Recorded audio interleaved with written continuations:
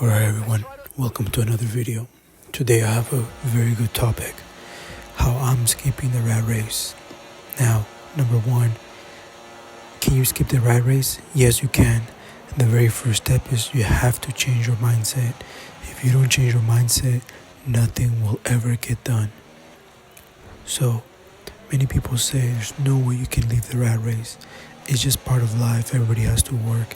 Unless you're a multimillionaire from old money, or you develop a business that gets you a lot of money, there's no way you're going to be able to leave. Even then, with the business, you're still having to answer to your client or the production line or whatever the case may be. So, this is the way I'm planning on leaving the rat race. Number one, having the mentality that anything I can do, I will do, and it will become possible.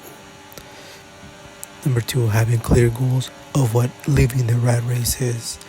For me, living the rat race is being able to work on my own time, being able to live in the location that I want to.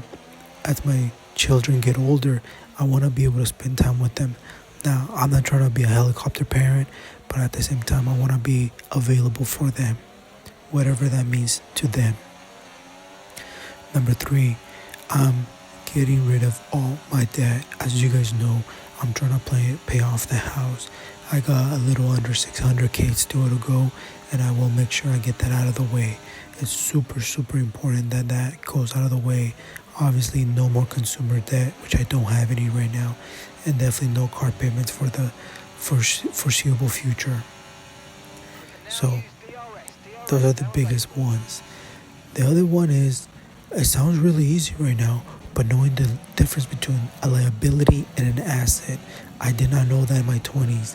Now that I'm 30, now I'm learning what an asset is. So the only thing I want to have a debt on is real estate.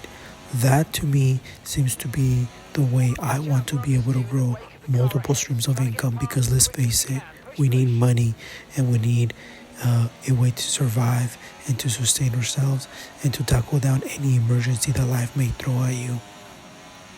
Now, I understand being 30 means not coming from any wealthy background. It means we're going to be working for the next 15, 20, 25 years. And that's okay. I'm okay with that.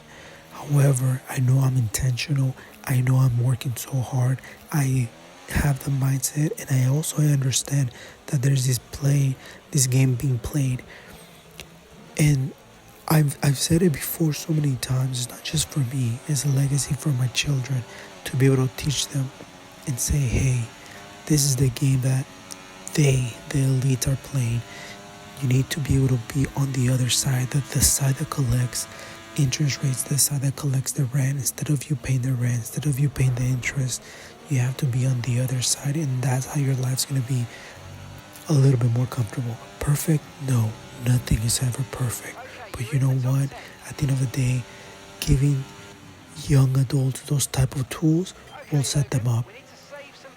There's a quote, a healthy person has a million problems. A sick one has one. And I'm trying to be more of the minimal ideology of things to worry about. I believe if I get more of let's say, a fancy sports car. You guys know I love cars. That's why I'm playing F1. But let's say I go get myself a $150,000, $200,000 car. What am I doing? It's not just getting the car. It's now divide 200K by how much we get paid, and then divide it by how many hours. Divide it how many times you're going to be away from your family just to be able to drive that car.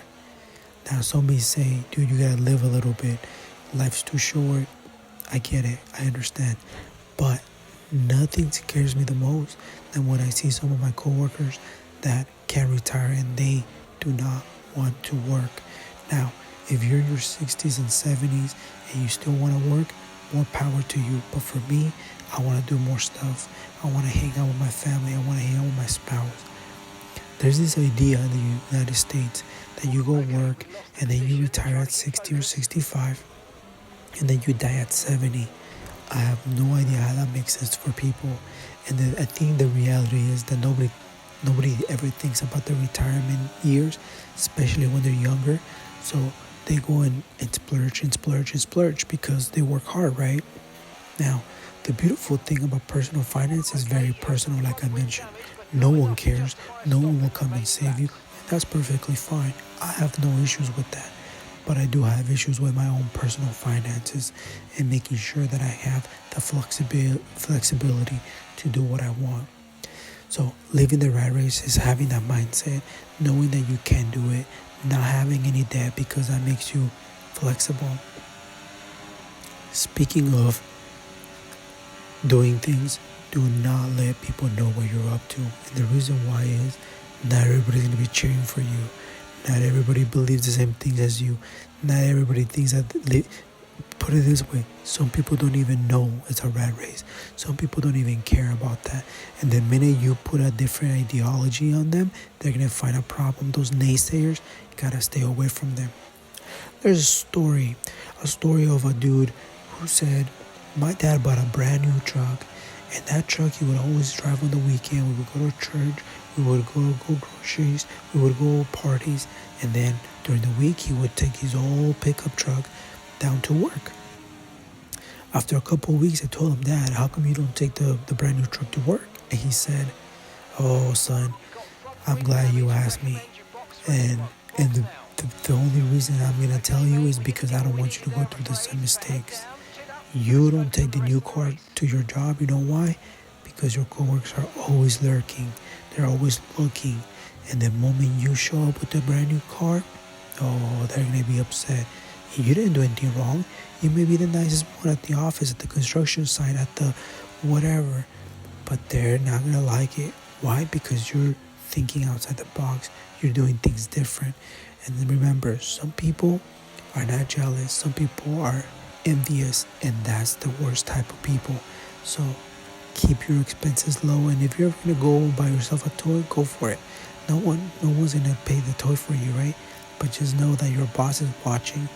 And nobody cares when you do things right at your work. It's when you do things wrong. That's when they come at you. And if they know that you have all these expenses, they're going to treat you however they want. And you just have to take it. Why?